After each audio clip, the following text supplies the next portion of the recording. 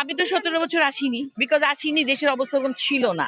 বিগত 17 বছর যা চলেছে সেটা আমি পছন্দ করি নাই। আমি ফরিদামণি শহীদুল্লাহ। আমার পেশা হলো শিক্ষকতা। আমি স্কলাস্টিকায় ভাইস প্রিন্সিপাল। এখানে আমার একটা আত্মার সম্পর্ক আছে, কেন ভাষা আন্দোলনের সাথে ডক্টর মোহাম্মদ শহীদুল্লাহ, যিনি 18টা ভাষা জানতেন, ভাষার সৈনিক, ভাষা পণ্ডিত, উনি আমার নানা, আমার মায়ের বাবা।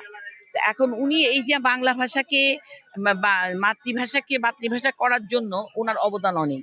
যখন জিয়াউদ্দিন মানা করেছিল যেন উর্দু হবে রাষ্ট্রভাষা, তখন উনি কিন্তু প্রথম প্রতিবাদ করেছিলেন। এবং এখানে এই যে মেডিকেল কলেজের যে গেট আছে, ওখান থেকে মেয়েদেরকে নিয়ে উনি প্রসেশনে 52 প্রসেশনে গিয়েছিলেন। এবং আমার ছোট মামা, যিনি চিত্রশিল্পী মুর্তজা বশির, উনি যখন এসেছিলেন আন্দোলন থেকে, তখন আমার নানা বলেছিলেন যে তুমি কি বেঁচে আছো? তখন উনি নিজের কালো আচকান কেটে ওনার এখানে লাগিয়ে দিয়েছিলেন। চিরদিন মনে রাখবে এই মাতৃভাষা আমাদের বাংলা, বাংলাকে আমাদের পেতে হবে। আমি তো 17 বছর আসিনি, বিকজ আসিনি, দেশের অবস্থা ওরকম ছিল না।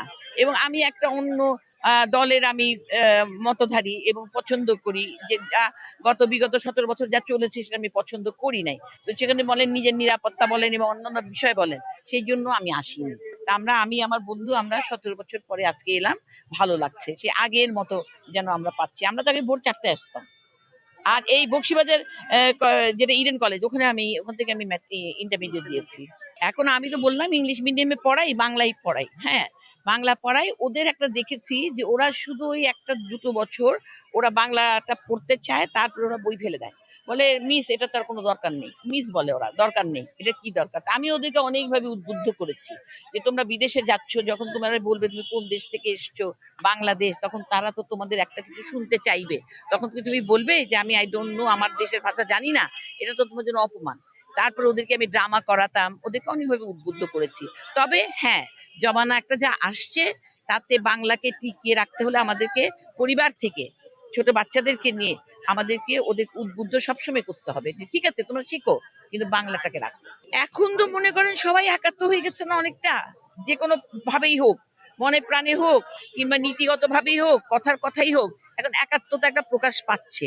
তো কাজেই যদি শ্রদ্ধা জানায়, ক্ষতি তো নাই। এটা আমি ইতিবাচক দেখছি। না, এটা নারী সমাজ আতঙ্কিত এই জন্যই, কেননা হলো যে আমার তো কট্টরপন্থী, পর্দা নিয়ে কথা বেশি বলে, মেয়েদের চলাফেরা নিয়ে বেশি বলে।